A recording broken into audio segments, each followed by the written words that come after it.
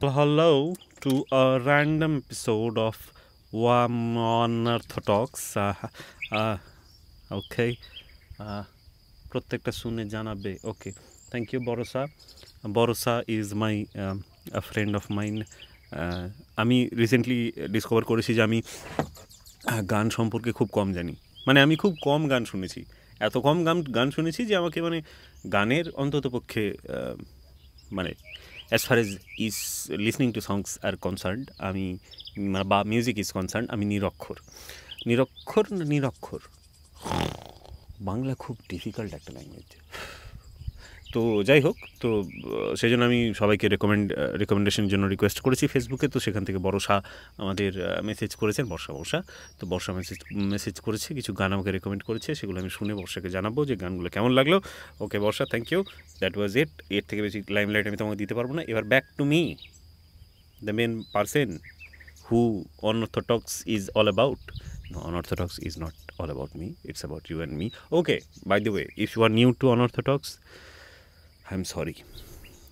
যে আজকের এপিসোডটাতে তুমি প্রথম আমাকে ডিসকভার করছো আমি এনামুল আমি সিরিয়াস অনেক এপিসোড করি আমি একজন গম্ভীর মানুষ ট্রাস্ট মি তো রিসেন্টলি আমি বেশ কিছু গম্ভীর ভিডিও মানে ইউটিউবে পডকাস্ট ভিডিও করে আপলোড করতে হয় বিকজ আমি জানি না অন্য কোথাও পডকাস্ট কোথায় আপলোড করবো এখনও ফিগার আউট করিনি আমি জাস্ট করছি এটা ওকে তো তোমার যদি শুনতে ভালো লাগে বা যদি মনে হচ্ছে যে এই ছোঁড়া ফালতু জিনিস তো please give me a little more chance তুমি আমার অন্য কিছু পডকাস্ট শুনতে পারো রিসেন্টলি আমি বাংলাদেশের যে ঘটনাগুলো ঘটছিল সেগুলোর উপর একটা রিসার্চ বেসড একটা 1 ঘন্টার এপিসোড বানিয়েছিলাম তো যদি ওটা শোনো তুমি তাহলে তুমি মোটামুটি বাংলাদেশের পলিটিক্স হিস্ট্রি এটার কারণ কি হচ্ছে এবং কি হতে পারে সমস্তটা সম্পর্কে একটা ইনফর্মড হয়ে যাবে তুমি এবং তুমি যখন কথা বলবে এই বিষয়টা নিয়ে তখন you will have some points to talk about মানে ইনফর্মড ডিসকাশন তুমি করতে পারবে ওকে লিভিং দ্যাট অ্যাসাইড নিজেকে প্রমোট করা বন্ধ করে এবার আমরা শুরু করি আজকের এপিসোডটা which is actually bit random কারণ আমি শনি রবিবার I was not feeling like আমি বেশ ছুটি ফিল করছিলাম আর অনেক কাজ কিছু এমন ঘটনা ঘটছিল যে আমি রেকর্ডিংয়ে বসতেই পারছিলাম না তো I was not feeling like recording তো আমি ভাবছিলাম যে সপ্তাহে 3টে করে করবো কি অল্টারনেট ডেজে করছি তো শনি রবিবার ছুটি নেবো কি বুঝতে পারলাম না কি করা উচিত ওকে তো মানে সোম বুধ শুক্র রবি আবার মঙ্গল হয়ে যাবে তার থেকে কি সোম বুধ শুক্র করা উচিত দিয়ে আবার সোম বুধ শুক্র কারণ পরের সপ্তাহে তো মঙ্গলবার হয়ে যাবে আবার বৃহস্পতি শনি আবার কীরকম হয়ে যাচ্ছে যাই হোক ultimately we will figure out random কথা বলতে শুরুতেই যদি তুমি পালিয়ে যাও তো সেই জন্য বলে রাখি তুমি যদি কলকাতা বাড়ি তোমার বা তুমি যদি কলকাতা যেতে পারো and if you are a girl or if you know a girl you must join একটা ফেসবুকে একটা সুন্দর একটা পোস্ট ভাইরাল হচ্ছে যাদবপুর এর কোথা থেকে হচ্ছে এটা কলেজ স্ট্রিট কি বলবো এটা কাদের তরফ থেকে বলা যায় আমি অ্যাকচুয়ালি ঠিক জানি না কিছু ফোন নাম্বার দিয়েছে আমি ওটার লিঙ্কটা পারলে শেয়ার করে দেবো এতে ডেসক্রিপশনে তো মেয়েরা রাত দখল করো দ্য নাইট ইজ আওয়ার্স দুর্দান্ত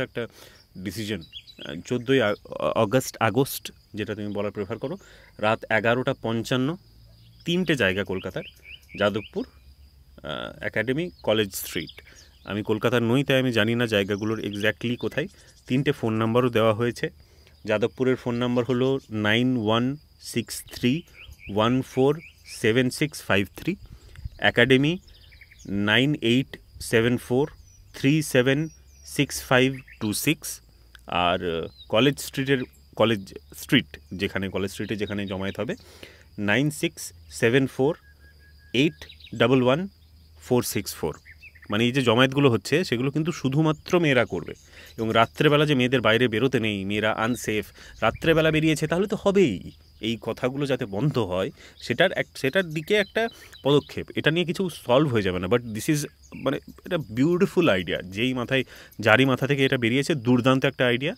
and I wish I don't wish because I know that I'm a privileged person to be a man in this world, in this country, in this state, আমি খুব privileged যে আমি একজন ছেলে। But if you are not a boy, if you are a woman, if you are a lady, if you are a girl, and you can, please join with your friends, your family, রাত 11:55 রাত্রেবেলা রাস্তায় মেয়েরা নামবে এবং প্রমাণ করবে যে রাত্রেবেলাতে তারা রাস্তায় বেরোনোটা ইললিগাল নয়। রাত্রেবেলা রাস্তায় বেরোলেই কেউ তাদের রেপ করে দিতে পারে না, কেউ তাদের রাস্তার মেয়ে বলে দিতে পারে না। আর যদি রাস্তার মেয়ে হয় তো রাস্তার মেয়েরাও মানুষ। মানে এটা তো বাদ দাও, এটা তো ডিপ্লোম্যাটিক সেন্টেন্স হয়ে গেলো, বাদ দাও লাস্টের সেন্টেন্সটা। রাস্তার মেয়ে মানে রাস্তার মেয়ে নয়। হ্যাঁ, রাত্রেবেলা কেউ রাস্তায় হাঁটছে কোনো একটা মেয়ে, মানে সে অ্যাভেলেবল নয় টাকার বিনিময়ে বা পাওয়ারের বিনিময়ে। হ্যাভিং সেড দ্যাট, আমি ব্যাপারটা নিয়ে বেশ ইমোশনাল। আই রিয়েলি উইশ যে আমার মানে পার্টনারও কলকাতাতে গিয়ে এটাকে সাপোর্ট করতে পারে 14ই August. But I know she can't because she does not live in Kolkata. But it's very important, if you are in Kolkata, if you can, please join them. Okay, call করো এদের, join করো। একা নয়, তোমার বন্ধুদের সাথে যাও, যত পারো তত বড় ভিড় যেন রাস্তায় সেদিন হয়। ওকে, এটা গেল আজকের, এটা একটা টপিক।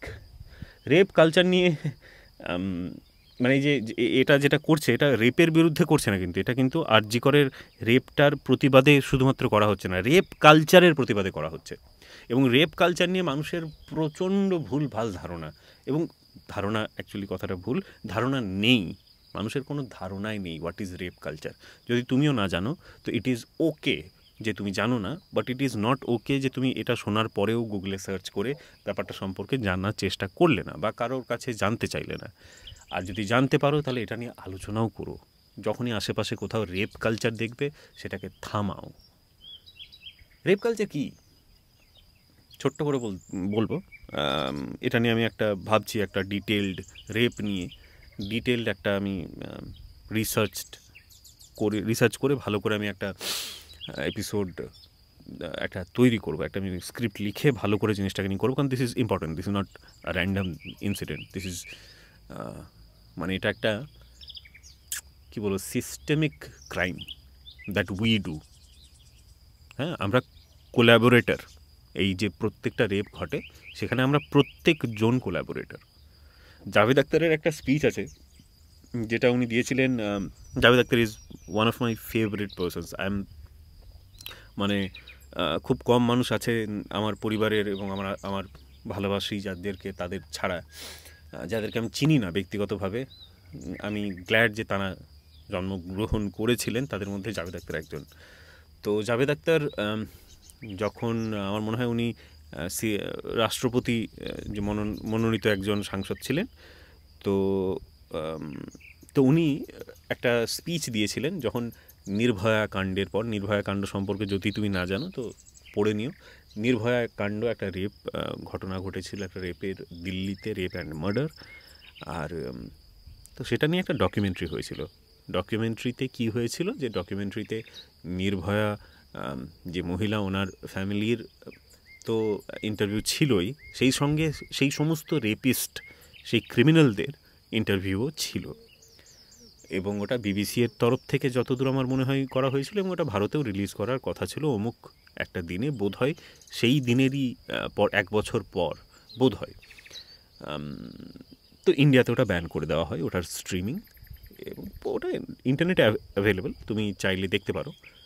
জাভেদ আখতার, এবং এটা নিয়ে যখন পার্লামেন্টে কথা হয় তখন জাভেদ আখতার উঠে দাঁড়িয়ে বলেছিলেন যে সত্যি তো এরকম একটা নোংরা জিনিস কেনই বা দেখানো হবে, এত ভালো ভালো জিনিস রয়েছে পৃথিবীতে দেখার মতো, ওটা কেন দেখা হবে, ওই লোকগুলোরকে কেন দেখা হবে। বাট আমার মনে হয় জাভেদ আখতারের কথাই, আমি ওই স্পিচটা শোনাবো তোমাদের কখনো, আমি প্যারাফ্রেজ করছি যেটুকু আমার মনে আছে, আমি ভেবে যেহেতু বসিনি তাই আমি বহুদিন আগে শুনেছি।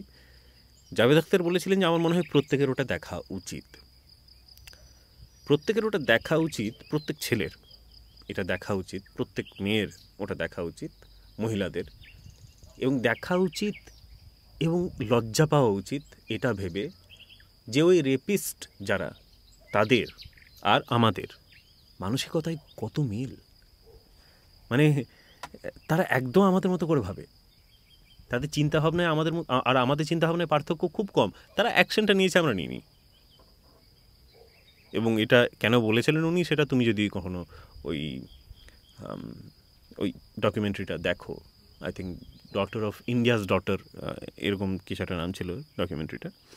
তো ওখানে রেপিস্টরা কী বলছে যে হ্যাঁ, মানে ওয়েস্টার্ন কাপড় পরা, বয়ফ্রেন্ডের সাথে রাত্রেবেলা ট্রাভেল করা, এগুলো তো মানে ঠিক নয়। একটা ভালো ঘরের মেয়ে এরকম কেন করবে, তাই না? তো এই কথাটা আমাদের প্রত্যেকের বাড়িতে কি কোনো না কোনো দিন আলোচনা হয়নি? তাহলে যে বলেছে, আমার বাবা যদি বলে থাকতো, তাহলে আমার বাবার আর ওই রেপিস্টের মানসিকতার মধ্যে কি কোথাও মিল নেই?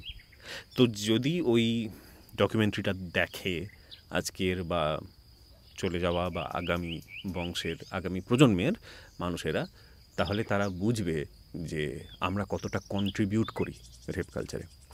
রিসেন্টলি আমার এক বন্ধু, স্থানীয় একজন একটা মিম শেয়ার করেছিল,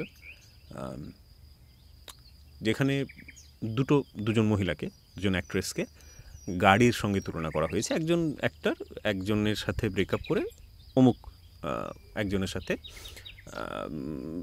সম্পর্কে গিয়েছে। তো তো সেই পুরুষ অভিনেতার কে বলা হচ্ছে যে রোলস রয়েস ছেড়ে মারুতি অল্টো নিল, when you leave a Rolls Royce for a Maruti Alto. তো একজন মহিলাকে যখন একটা জিনিসের সাথে তুলনা করা হয়, তো it's objectification.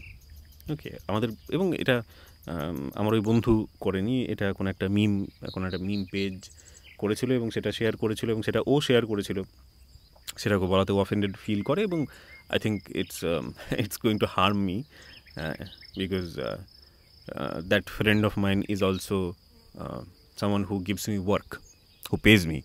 So I think I'll get less paid from now on, but that's okay. আমার মনে হয় যে আমাকে যেখানে কথা বলা দরকার আমি সেখানে বলবো। It's not a matter of pride, but it's how I am. And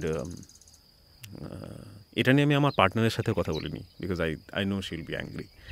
and whenever something like this happens, যে একটা মেয়েকে অবজেক্টিফাই করা হয়, সেটা মানে একটা আইটেম নাম্বারও হতে পারে, যেখানে গাওয়া হচ্ছে যে ওই যে তন্দুরি চিকেন গটকালে অ্যালকোহল সে, these things create rape culture. কীভাবে, আজকের এপিসোডটা রেপ কালচার নিয়ে হওয়ার কথা ছিল না, বাট জাস্ট র্যান্ডামলি এই কথাটা বলে আমি এটা বন্ধ করে দেবো, because this needs a deeper conversation, which I don't think I'm prepared to make right now. তাই জাস্ট রেপ কালচারের মানে কীভাবে একটা ছোট্ট ইঙ্গিত বলে দিই যে রেপ কালচার কেন বলছি এটাকে। কারণ একজন রেপিস্ট, পোটেনশিয়াল রেপিস্ট মনে করো, যে রেপ করার,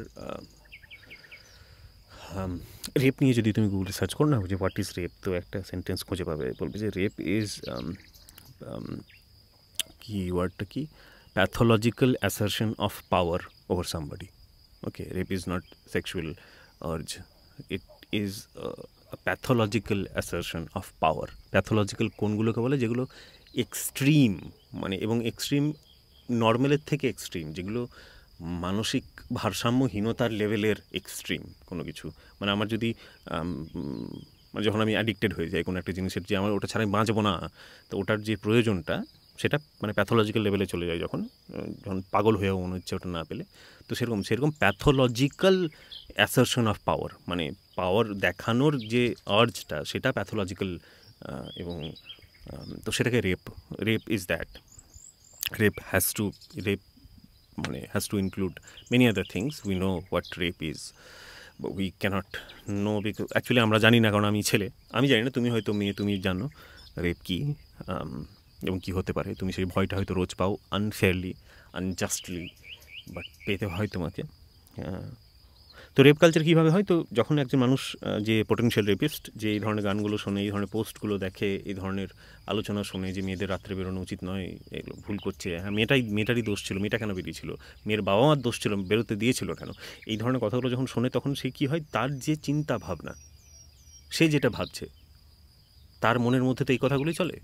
তো সেগুলো এম্পাওয়ার হয়, সেগুলো ভ্যালিডেট হয়। সে মনে করে যে সে যখন এবার রেপ করবে ভবিষ্যতে বা করতে মানে করার কথা ভাবছে, যেগুলো মানে ওর ইচ্ছে যেগুলো হয়, তো সেগুলো জাস্টিফাই হয়, ও জাস্টিফিকেশন খুঁজে পায় এগুলোর মধ্যে। তো এইভাবে আমরা রেপ কালচার তৈরি করি। যদি আমরা রাত্রি 2টোর সময় এই যে বলছি যে এই যে 14ই আগস্ট রাত 11:55 যে হাজার হাজার মেয়ে, আই হোপ হাজার হাজার, আমি আশা করি, আমি চাই লক্ষ লক্ষ মেয়ে কলকাতার রাস্তায় নামুক, এবং শুধু কলকাতার রাস্তায় নয়, আই উইশ এটা গোটা পশ্চিমবঙ্গে, গোটা দেশে হতো, সেই সমস্ত জায়গায় হতো যেখানে যেখানে এই সমস্যাটা আছে, রেপ কালচারের সমস্যাটা আছে। তো তাহলে কী হবে যে রাত্রেবেলা রাস্তায় মেয়েরা নামলে তাদের রেপ করে দেওয়া যায়, বা তাদের রেপ হয়ে যেতে পারে, কিন্তু আমরা গ্যারান্টি নিতে পারছি না। রেপ হয়ে গেলে কিন্তু মানে আমরা কিন্তু একটা যুক্তি পেয়ে যাবো। এরকম কোনো রেপিস্ট, কে ফোন করছে আমাকে? Rani, my sister, I have to take it, উনো মোমেন্টো। হ্যাঁ বলো। ভাইয়া বাড়িতে আছে? পার্সেল এসেছে? কোথায় আছে? বাইরে দাঁড়িয়ে আছে। কোনো কোড ফোড কিছু যাবে না তো? ঠিক আছে, আমি নিয়ে নিচ্ছি। তো ভাইয়া needs to get her sisters parcel, তাই wait for a minute, I will be back, not in a minute. তোমার কাছে তো এক্ষুনি পজ হয়ে প্লে হবে, জাস্ট ওয়েট। ওকে, ইয়েস, রানিকা ভাইয়া ইজ ব্যাক। তো কী নিয়ে কথা বলছিলাম? রেপ কালচার নিয়ে কথা বলছিলাম, তার মাঝে রানী ঢুকে গেল। Sorry Rani, but you are disturbance currently. Okay, sorry. তো যাই হোক, রেপ কালচার, তো ওই মানুষটার কী কথা বলছিলাম আগে আমার শুনে নেওয়া উচিত ছিল। যাই হোক, আমি যা বললাম সেটা তুমি বুঝতে পেরেছো। সেদিন রাস্তায় যাতে হাজার হাজার লক্ষ লক্ষ মেয়ে নেমে এটা প্রমাণ করে যে মেয়েরা রাস্তায় নামলে তাদের রেপ হয়ে যাবেই, এটা নয়। এবং এই কথাটা হয় না, মানে যে রেপ হয়, কোনো না কোনো একটা কিছু একটা ভুল মেয়েটা তো করে থাকেই, যেটা না করলে জিনিসটা ঘটতো না, তাই না? যেমন এই মহিলা রাত্রেবেলা একা ওই রুমে কেন ছুতে গেল, দরজাটা লাগিয়ে দিল না কেন, অনেক কিছুই প্রশ্ন হতে পারে, কেউ না কেউ কিছু না কিছু বলবে। হ্যাঁ, আমি জানি না কি বলতে পারে, কিন্তু বলেছে তো বটেই। দিল্লির নির্ভয়া কাণ্ডের সময় যখন বলতে পারে, তখন এখানেও বলতে পারে। We rape people, we rape women, okay? এবং by we I mean the society that we live in.